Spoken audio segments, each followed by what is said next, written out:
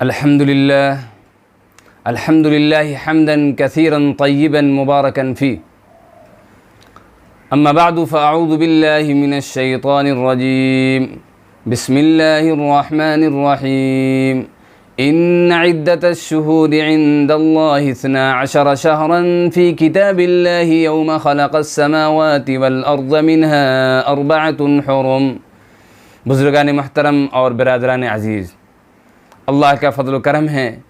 کہ ہمارے سامنے محرم الحرام کا مقدس مہینہ سامنے ہے، جو عظمت والا برکت والا مہینہ ہے۔ جو میں نے آپ کے سامنے آیت تلاوت کی ہے، اس کے اندر اللہ رب العزت نے اس کو حرمت اور برکت والا مہینہ قرار دیا ہے۔ اس مہینے کے اندر خاص طور پر محرم کی 10ویں تاریخ، جس کو عام طور پر عاشورہ کہا جاتا ہے، جس کے معنی ہیں 10واں دن، یہ دن اللہ کی رحمت اور برکت کا خصوصی طور پر حامل ہے۔ جب تک رمضان کے روزے فرض نہیں ہوئے تھے، اس وقت تک عاشورہ کا روزہ رکھنا مسلمانوں پر فرض قرار دیا گیا تھا۔ بعد میں جب رمضان مبارک کے روزے فرض ہو گئے تو اس وقت عاشورہ کے روزے کی فرضیت منسوخ ہو گئی، لیکن حضور اکرم صلی اللہ علیہ وسلم نے عاشورہ کے دن روزہ رکھنے کو سنت اور مستحب قرار دیا۔ ایک حدیث میں حضور اکرم صلی اللہ علیہ وسلم نے ارشاد فرمایا کہ مجھے اللہ جل شانہ کی رحمت سے یہ امید ہے کہ جو شخص عاشورہ کے دن یعنی 10 محرم الحرام کو روزہ رکھے گا، اس کے پچھلے 1 سال کے گناہوں کا کفارہ ہو جائے گا۔ اللہ اکبر! عاشورہ کے روزے کی اتنی بڑی فضیلت ہے۔ یوم عاشورہ ایک مقدس دن ہے۔ بعض لوگ یہ سمجھتے ہیں کہ عاشورہ کے دن کی فضیلت کی وجہ یہ ہے کہ اس دن میں نبی کریم صلی اللہ علیہ وسلم کے مقدس نواسے حضرت حسین کی شہادت پیش آنے کی وجہ سے عاشورہ کا دن مقدس اور حرمت والا بن گیا۔ یہ بات صحیح نہیں ہے۔ خود حضور اکرم صلی اللہ علیہ وسلم کے عہد مبارک میں عاشورہ کا دن مقدس سمجھا جاتا تھا، اور آپ نے اس کے بارے میں احکام بیان فرمائے تھے، اور قرآن کریم نے بھی اس کی حرمت کا اعلان فرمایا تھا۔ جبکہ حضرت حسین کی شہادت کا واقعہ تو حضور اکرم صلی اللہ علیہ وسلم کی وفات کے تقریباً 60 سال کے بعد پیش آیا، لہذا یہ بات درست نہیں ہے کہ عاشورہ کی حرمت اس واقعہ کی وجہ سے ہے، بلکہ حضرت حسین رضی اللہ تعالیٰ عنہ کی شہادت کا اس روز واقع ہونا یہ حضرت حسین کی مزید فضیلت کی دلیل ہے۔ اللہ تعالیٰ نے ان کو شہادت کا مرتبہ اس دن میں عطا فرمایا جو پہلے سے ہی مقدس اور محترم چلا آ رہا تھا۔ بہرحال یہ عاشورہ کا دن ایک مقدس دن ہے۔ اس دن کے مقدس ہونے کے سلسلے میں بہت سارے لوگوں کے ذہنوں میں مختلف قسم کے غلط فہمیاں ہیں، جیسا کہ میں نے ایک غلط فہمی یہ بتائی کہ اس دن کی فضیلت حضرت حسین کی شہادت کے ہونے کی وجہ سے ہوئی، اور اسی طرح سے بعض لوگوں کے ذہن میں، عوام کے ذہن میں یہ ہے کہ حضرت آدم علیہ السلام جو دنیا میں تشریف لائے تو عاشورہ کا دن تھا، نوح علیہ السلام کی کشتی جب طوفان سے بچ کر خشکی پر اتری تو وہ بھی عاشورہ کا دن تھا، حضرت ابراہیم علیہ السلام کو جب آگ میں ڈالا گیا تو وہ بھی عاشورہ کا دن تھا، اور اللہ رب العزت نے آگ کو گلے گلزار بنا دیا تھا، اور قیامت بھی عاشورہ میں قائم ہوگی۔ یہ باتیں لوگوں میں مشہور ہیں، لیکن ان کی کوئی اصل اور بنیاد نہیں ہے۔ کوئی صحیح روایت ایسی نہیں ہے جو بیان کرتی ہو کہ واقعات عاشورہ کے دن پیش آئے تھے۔ ہاں، البتہ ایک روایت کہ جب حضرت موسیٰ علیہ السلام کا مقابلہ فرعون سے ہوا، اور پھر حضرت موسیٰ علیہ السلام دریا کے کنارے پہنچ گئے اور پیچھے سے فرعون کا لشکر آیا، تو اللہ تعالیٰ نے اس وقت حضرت موسیٰ علیہ السلام کو حکم دیا کہ اپنی لاٹھی دریا کے پانی پر مارو۔ اس کے نتیجے میں جب حضرت موسیٰ علیہ السلام نے اپنی عصا کو دریا پر مارا، پانی پر مارا، تو 12 راستے بن گئے، اور ان راستوں کے ذریعے حضرت موسیٰ علیہ السلام اور ان کا لشکر صحیح سالم دریا پار ہو گیا۔ لیکن جب فرعون کا لشکر دریا کے بیچ میں پہنچا تو پانی میں مل گیا۔ اس کے سلسلے میں ایک روایت موجود ہے جو نسبتاً بہتر اور مناسب روایت ہے، لیکن اس کے علاوہ جو دوسرے واقعات ہیں ان کے عاشورہ کے دن میں ہونے پر کوئی اصل اور دلیل موجود نہیں ہے۔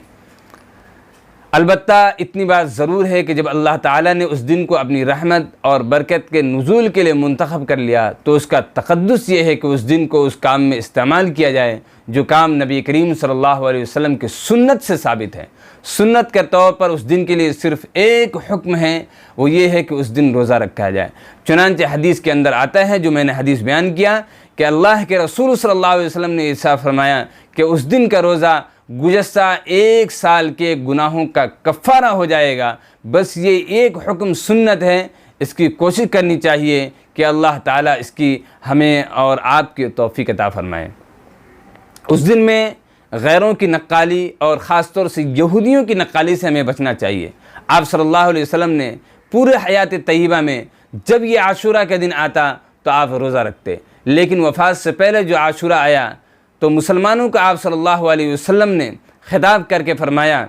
کہ 10 محرم کو ہم مسلمان بھی روزہ رکھتے ہیں اور یہودی بھی روزہ رکھتے ہیں، اور یہودی کو روزہ رکھنے کی وجہ یہ تھی کہ اس دن میں چونکہ بنی اسرائیل کو اللہ تعالیٰ نے حضرت موسیٰ علیہ السلام کے ذریعے فرعون سے نجات عطا فرمائی تھی، اس کے شکرانے کے طور پر یہودی اس دن روزہ رکھتے تھے۔ بہرحال حضور اکرم صلی اللہ علیہ وسلم نے ارشاد فرمایا کہ ہم بھی اس دن روزہ رکھتے ہیں اور یہودی بھی اس دن روزہ رکھتے ہیں، جس کی وجہ سے ان کے ساتھ ہلکی سی مشابہت پیدا ہو جاتی ہے۔ اس لیے آئندہ سال اگر میں زندہ رہا تو صرف عاشورہ کا روزہ نہیں رکھوں گا، بلکہ اس کے ساتھ ایک اور روزہ ملا لوں گا، یعنی 9-10 رکھوں گا یا 10-11 رکھوں گا، تاکہ ان کی مشابہت نہ رہے۔ لیکن اگلے سال عاشورہ کا دن آنے سے پہلے آقا صلی اللہ علیہ وسلم کا وصال ہو گیا اور آپ اس پر عمل کرنے کی آپ کو نوبت نہ ملی۔ لیکن چونکہ حضور اکرم صلی اللہ علیہ وسلم نے یہ بات ارشاد فرمائی تھی، آپ کا یہ منشا تھا، اس لیے صحابہ رضوان اللہ علیہم اجمعین نے عاشورہ کے روزے میں اس بات کا اہتمام کیا کہ 9 محرم یا 11 محرم کا ایک روزہ ملا کر رکھا اور اسی کو مستحب قرار دیا۔ رسول اللہ صلی اللہ علیہ وسلم کی اس ارشاد گرامی میں ہمیں یہ سبق ملتا ہے کہ غیروں کے ساتھ ادنا مشابہت بھی حضور اکرم صلی اللہ علیہ وسلم کو پسند نہیں تھا۔ جب عبادت کے اندر اور بندگی اور نیکی کے کام میں بھی نبی کریم صلی اللہ علیہ وسلم نے مشابہت نہیں فرمائی، تو دوسرے کاموں میں اگر مسلمان ان کی مشابہت اختیار کریں تو یہ کتنی بری بات ہو سکتی ہے۔ اگر یہ مشابہت جان بوجھ کر ہو تو پھر تو یہ جرم عظیم ہے اور یہ گناہ کبیرہ ہیں۔ آقا صلی اللہ علیہ وسلم کا فرمان ہے، من تشبہ بقوم فہو منہم، جو کسی قوم کی مشابہت اختیار کرے وہ اسی قوم کے اندر داخل ہے۔ افسوس یہ ہے کہ آج مسلمانوں کو اس حکم کا اور اس آقا صلی اللہ علیہ وسلم کا فرمان کا خیال اور پاس و لحاظ ہی نہیں رہا۔ اپنے طریقہ کار میں، وضع میں، لباس میں، پوشاک میں، اٹھنے بیٹھنے کے انداز میں، کھانے پینے کے طریقے میں، زندگی کے ہر کام میں ہم نے غیروں کی نقالی کر لی۔ یہودی اور نصرانے کے یہودیوں کی نقالی کی اور نصرانیوں کی نقالی کی، ان کی طرح کا لباس پہن رہے ہیں، ان کی طرح زندگی گزار کر اپنی زندگی کا نظام ان کی زندگی کی طرح بنا رہے ہیں، ان کی طرح کھاتے ہیں، ان کی طرح بیٹھتے ہیں، زندگی کے ہر کام میں ہم نے ان کی نقالی کر لی۔ بہرحال اس دن ہم ان کی مشابہت سے بچتے ہوئے ہمیں روزہ رکھنے والا عمل کرنا ہے، یعنی ہم اس دن روزہ رکھیں اور عاشورہ کا دن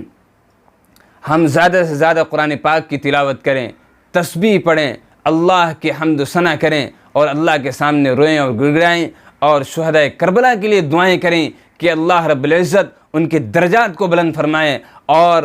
پھر ان کے نقش قدم پر ہمیں چلنے کی توفیق عطا فرمائیں۔ اور اس دن ایک تو روزہ کا عمل ہوا، دوسرا ایک اور عمل جو ضعیف حدیث سے ثابت ہے، مضبوط حدیث نہیں ہے، اللہ کے رسول صلی اللہ علیہ وسلم کے ارشاد ہے کہ جو شخص عاشورہ کے دن اپنے گھر والوں پر اور ان لوگوں پر جو اس کے عیال میں ہیں، یعنی جو اس کے ماتحت میں ہیں، مثلا اس کے بیوی، بچے، گھر کے ملازم، گھر کے نوکر چاکر، ان کو عام دنوں کے مقابلہ میں عمدہ اور اچھا کھانا کھلائے اور کھانے میں وسعت اختیار کرے تو اللہ تعالیٰ اس کی روزی میں برکت عطا فرمائیں گے۔ یہ حدیث اگرچہ سند کے اعتبار سے مضبوط اور قوی نہیں ہے، لیکن اگر کوئی شخص اس پر عمل کرے تو کوئی مضائقہ نہیں، بلکہ اللہ کی رحمت سے امید ہے کہ اس پر عمل جو کرے گا انشاءاللہ ضرور اس کو فضیلت حاصل ہوگی۔